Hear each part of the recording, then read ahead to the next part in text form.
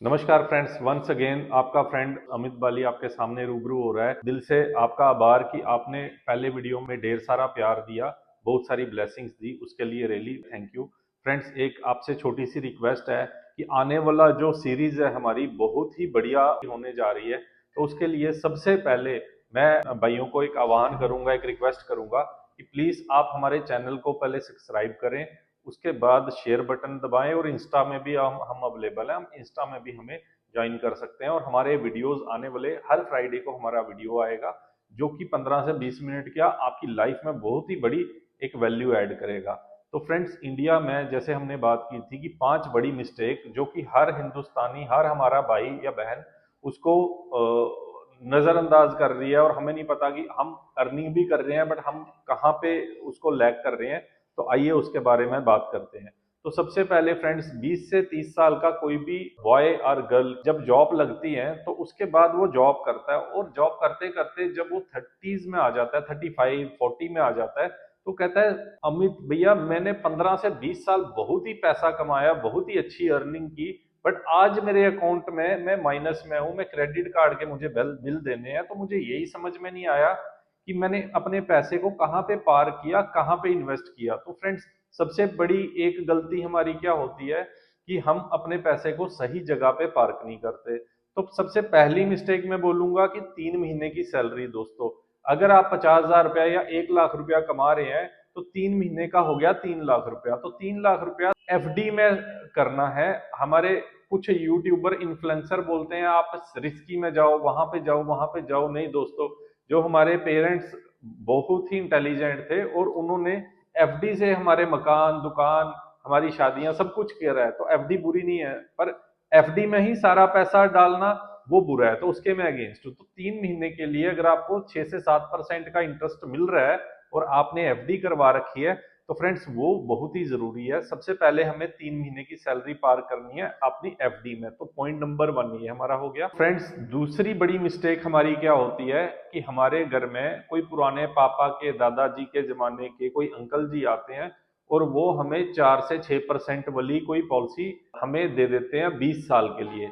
तो फ्रेंड्स, हम भी लगातार 20 साल प्रीमियम भरते हैं और उसके बाद भी हम रिच नहीं होते। उसका मकसद क्या होता है कि आपकी जो सिक्योर्ड सेविंग है वो है 6% की, और आपकी जो इन्फ्लेशन कास्ट है यानी हर साल दूध, पेट्रोल, हर एक चीज, मेडिसिन वो बढ़ रही है 8 से 10% की कॉस्ट। तो मैं 8% की इन्फ्लेशन ले लेता हूँ और यहाँ पे 6% की हमारी उस प्रोडक्ट को ले लेता हूँ। तो 2% बीच में जो रहा, वो 2% अगर मैं 20 साल के लिए कंपाउंड करूं तो फ्रेंड्स वो बहुत ही बड़ा हमारे पैसे में एक किस्म का लॉक लग जाता है कि हमारे पैसा वैसा वेल्थी और वैसा ग्रो नहीं होता।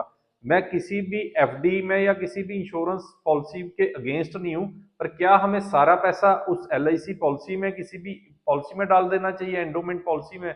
नहीं फ्रेंड्स।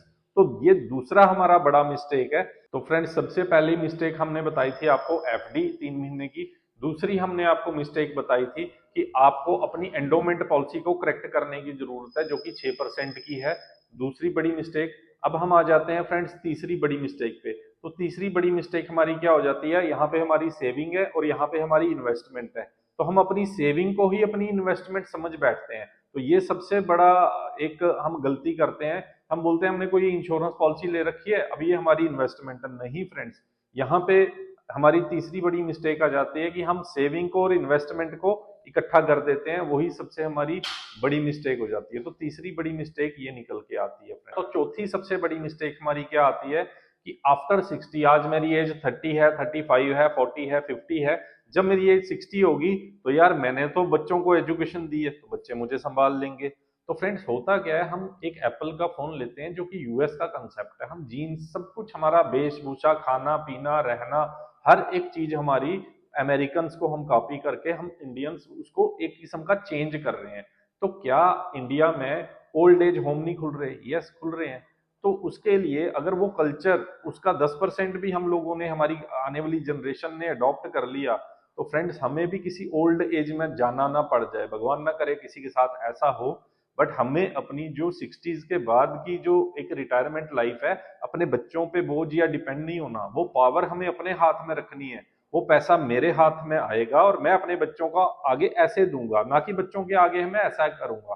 तो उसके लिए हमें कुछ ऐसे प्रोडक्ट में इन्वेस्ट करना है कि जहां पे मेरे को रिस्कवर भी मेरा रहे, मेरी सेविंग भी रहे, मेरी इन्वेस्टमेंट भी रहे, मेरी प्रोटेक्शन भी रहे, और 60 के बाद मैं रेगुलर इनफ्लो बनता रहे, मेरे को पैसा आता रहे, क्योंकि 60 के बाद तो मैं काम नहीं करूंगा, तो मैं लाइफ को एंजॉय कब करूंगा? तो मैं वर्ल्ड टूर पे जाना चाहता हूँ अपनी वाइफ के साथ में, कुछ शॉपिंग करना चाहता हूँ, अपनी जिम्मेवारियों के बोझ को साइड पे करके अब मैं जिंदगी जीना चाहता हूँ, तो उसके लिए मुझे पैसे की जरूरत पड़ेगी।